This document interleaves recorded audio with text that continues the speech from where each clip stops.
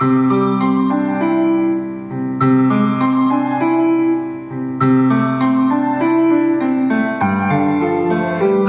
Friends, எப்படி இருக்கீங்க? நல்லா இருக்கீங்களா? ஏசப்பா டெய்லி நமக்கு என்னென்ன வேணுமோ அதெல்லாம் தராங்களா, அதனால ஏசப்பாவுக்கு நம்ம தேங்க்யூ சொல்லணும். ஓகே, சரி, இன்னைக்குடைய ஸ்நான் பார்க்கலாமா? இதுக்கு தலைப்பனது தெரியுமா?